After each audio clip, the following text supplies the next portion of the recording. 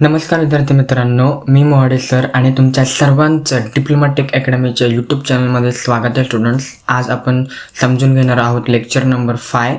Lecture number 4मध्ये आपण type compatibility बघितली होती आणि आता आपण समजून घेणार आहोत नेमकं हे डायनॅमिक इनिशियलायझेशन ऑफ व्हेरिएबल्स म्हणजे काय आहे आणि याची मेंटॅलिटी स्ट्रेंथ काय, याचे थॉट प्रोसेस काय, ते सगळं काय आपण समजून घेणार आहोत. स्टुडंट्स, आता सगळ्यात महत्त्वाचं काय की इथं काय दिलं आहे बघा, डायनॅमिक इनिशियलायझेशन. आणि त्याच्या अगोदर सगळ्यात महत्त्वाचं काय की आपण 1.3.4 आणि 1.3.3 म्हणजे डिक्लेरेशन ऑफ व्हेरिएबल्स समजून घेणार आहोत. तर ह्याचा अर्थ काय, ह्यांच्या दोघांचं मिसकन्सेप्शन काय, म्हणजे दोघांचं सिमिलॅरिटी थोडीशी जास्त आहे, ते आपण समजून घेऊ. ठीक आहे. आता डिक्लेरेशन ऑफ व्हेरिएबल्स म्हणजे काय की आपल्याला व्हेरिएबलला डिक्लेअर करायचं आहे. आत्तापर्यंत सरांनी सांगितलं असतं, आपल्याला माहिती होतं स्टुडंट्स की काय की व्हेरिएबल्स काय, एक कंटेनर आहे. ठीक आहे. ते कंटेनरमध्ये different types of value store केले आणि त्याला आपण कशाने सिग्निफाय करतो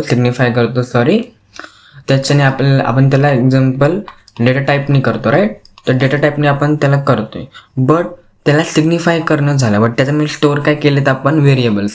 आता इथं काय करायचं, आपल्याला डिक्लेअर करायचं. ठीक आहे. म्हणजे कसं डिक्लेअर कसं करणार आहे आपण, म्हणजे काय की त्याला संबोधित करणार आहे त्या कोडमध्ये.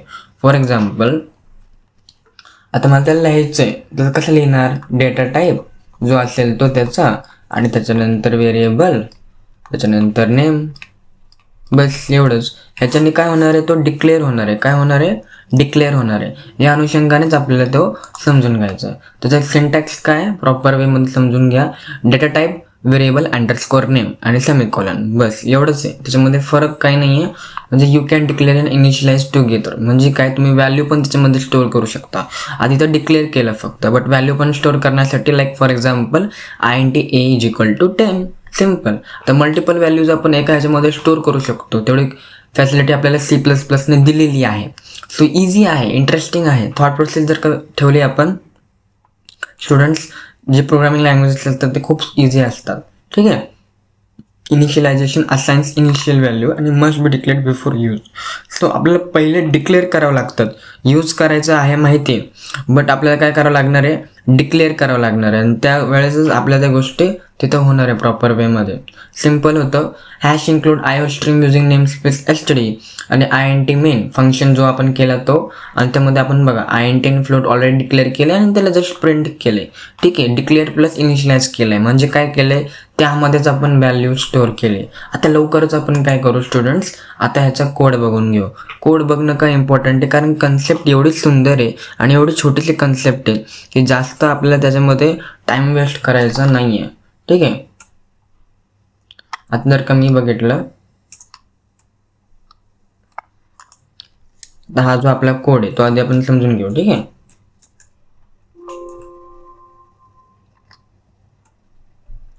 हॅश इन्क्लूड आयोस्ट्रीम, काय, ही जी पहिली फाईल आहे, पहिली लाईन आहे, हेडर फाईल.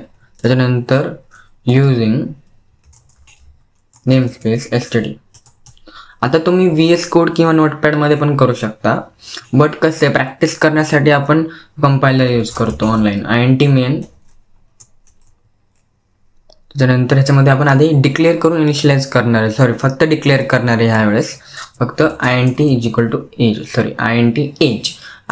age म्हणजे काय की आपण इथं डिक्लेअर केलं, डिक्लेरेशन केली इथं. ठीक आहे. डिक्लेरेशन. त्याच्यानंतर काय केलंय, ही फ्लोट काय, मार्क्स, त्याला आपण काय केलं, आपण डिक्लेअर केलं. ठीक आहे. त्यानंतर आता त्याच एजला आपण काय करतोय, आता इनिशियलाइज करणार आहोत. कसं, एज = 19. इथं काय केलं, आपण इनिशियलायझेशन केलं. आधी डिक्लेअर केलं आणि जेशन केलं.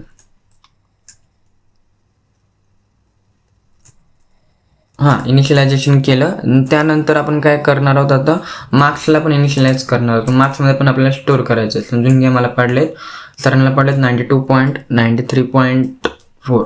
ठीक आहे. आणि त्याला पण आपण इनिशियलाइज केलं. इनिशियलाइज का करतोय आपण, ठीक आहे, मार्क्स.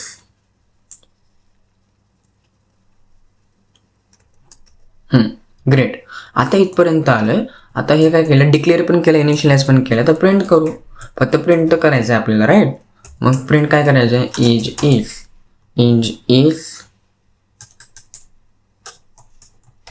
इज ठीक आहे. आणि मग काय करायचं, \n सो दॅट आपला जो कोड आहे तो एकदम चांगला दिसेल. ठीक आहे स्टुडंट्स, हे करायचं सो दॅट कसं होतं की आपल्याला चांगलं वाटतं, म्हणजे कोड बघताना परफॉर्म केल्यानंतर. आणि पेपरमध्ये पण असंच लिहायचं आहे. ठीक आहे, पेपरमध्ये कसं करायचं, कोड लिहायचं आहे, कमेंटिंग करायची प्रॉपर वेमध्ये त्याच्या कोडची. आणि त्यानंतर आपल्याला काय करायचं, त्यामध्ये प्रॉपर आउटपुट विंडो वगैरे काढायची आहे. ह्याच्याने काय होणार आहे स्टुडंट्स, तुमचे मार्क वाढणार आहेत. ठीक आहे, मार्क कसे वाढवायचे हे तुम्हाला कळलं पाहिजे, तरच तुम्हाला स्कोरिंग होणार आहे. ठीक आहे, हे छोटे छोटे पॉईंट्स असतात. इथपर्यंत झालं. आता काय केलं आपण, जो डिक्लेअर केलं तर व्हेरिएबल, जो इनिशियलाइज केला व्हेरिएबल, आता आपण त्याला प्रिंट केलंय. ठीक आहे, in the form of output. आता एज इज काय असणार आहे ते आपल्याला कळेल आणि मार्क इज काय असणार आहे ते आपल्याला कळून जाईल. ठीक आहे, आता आपण सगळ्यांचं इम्पॉर्टंट पार्ट समजून घेतलेत. आता आपण काय करू,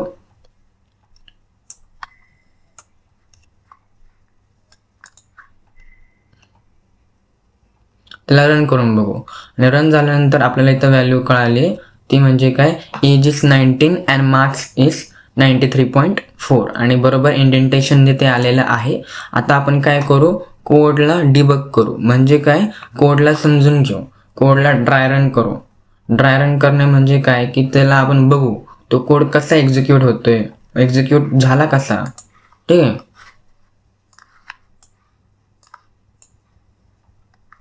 आता सगळ्यात महत्त्वाचं काय की जी पहिल्या 2 लाईनी आहेत ते काय म्हणतात, ते 2 लाईनी म्हणजे काय, ते पहिल्या 2 लाईनी आहेत की पहिली लाईन जी आहे हेडर फाईल आहे आपली, बरोबर. ते हेडर फाईल इनपुट आउटपुटसाठी. सेकंड कशासाठी यूज होते, सेकंड यूज होते आपल्या स्टँडर्डायझेशनसाठी, सी आउट आपल्याला यूज करायचा असेल त्यासाठी. ठीक आहे, थर्ड लाईन कशासाठी यूज होते, आता आपली जी थर्ड लाईन आहे ती काय म्हणते की तो सिम्पल एक फंक्शन आहे जो आपण प्रत्येक वेळेस मेन फंक्शन यूज करतो तो. त्यानंतर चौथी जी लाईन आहे त्याच्यामध्ये आपण व्हेरिएबल डिक्लेअर केलेत. ठीक आहे, इनिशियलाइज केलेत का, नाही, त्यामध्ये आपण व्हॅल्यू स्टोअर केलेली नाही, फक्त डिक्लेरेशन केले 4th आणि 5th लाईनमध्ये. ठीक आहे, आणि त्याच्यानंतर 6th लाईनमध्ये काय केलं आहे आपण, इनिशियलाइज केले. म्हणजे काय केले, त्याच्यामध्ये व्हॅल्यू स्टोअर केली. व्हॅल्यू स्टोअर केली म्हणजे काय की त्यामध्ये आपण इनपुट दिलंय त्या व्हॅल्यूचं, त्या व्हेरिएबलमध्ये काहीतरी ठेवले, त्या व्हेरिएबलच्या कंटेनरमध्ये काहीतरी ठेवले. सेम 6 आणि 7 मध्ये तसं केलं आहे आपण. ठीक आहे, लाईन नंबर 11ला काय केलं आहे आपण, आता आपण केलेलं आहे प्रिंट. काय केलं, फक्त आपण प्रिंट केले जी व्हॅल्यू आहे त्या त्या व्हेरिएबलमध्ये, त्या कंटेनरमध्ये, त्या डब्यामध्ये जे स्टोअर केलेली जी व्हॅल्यू आहे ना ती आपण प्रिंट केली आहे फक्त. ठीक आहे, ती आपण प्रिंट केली. ठीक आहे, 12th मध्ये पण तसंच केलं, आपण प्रिंट केले ती व्हॅल्यू. आणि आता त्याच्यानंतर रिटर्न 0 केलेलं आहे. रिटर्न 0 केलेलं आहे ह्याचं काय अर्थ आहे की आपला जो कोड आहे तो सक्सेसफुली एक्झिक्यूट झाला पाहिजे आणि त्या अनुषंगाने आपला जो कोड आहे तो एक्झिक्यूट झालेला आहे. स्टुडंट्स, ही जी कन्सेप्ट आहे खूप सुंदर आहे, declaration of variables 1.3.3 lecture number 5 मध्ये. स्टुडंट्स, ह्याच्या रिलेटेड तुम्हाला काहीही डाऊट असेल, पर्सनली मला व्हॉट्सॲप ग्रुपची जी लिंक दिलेली आहे डिस्क्रिप्शन बॉक्समध्ये ती जॉईन झाल्यानंतर तुम्ही मला विचारू शकता. त्यानंतर कमेंट्समध्ये पण तुम्ही मला विचारू शकता. स्टुडंट्स, ह्याच्या रिलेटेड तुम्हाला काही डाऊट असेल तर पर्सनली मला फोन करू शकता तुम्ही. ठीक आहे, तो नंबर पण मी दिलेला आहे. आपले मेगा ऑनलाईन क्लासेस सुरू झालेले आहेत फॉर 2nd इयर. मग तुमचे सगळे कॉम्प्युटरचे सब्जेक्ट्स DMS, DSU, UPS आणि त्यासोबतच तुमचं जो AIMLचे सब्जेक्ट्स आहेत, फॉर एक्झाम्पल DSP आणि DMS, तो पण आपण कवर करतोय स्टुडंट्स. ठीक आहे, तर ज्या मुलांना क्लासेस लावायचे आहेत त्यांनी मला पर्सनली फोन करू शकता. ठीक आहे स्टुडंट्स, आपले मेगा ऑनलाईन क्लासेस आता सुरू झालेले आहेत. ओके, सो वेळ न घालवता तुम्ही लवकरात लवकर ॲडमिशन करा आणि डिप्लोमा टेक अकॅडमीसोबत तुमचा जो करिअर आहे डिप्लोमाचा तो एकदम चांगल्या पद्धतीने सुरळीत करा. ठीक आहे स्टुडंट्स, जय हिंद, जय महाराष्ट्र, जय डिप्लोमा टेक.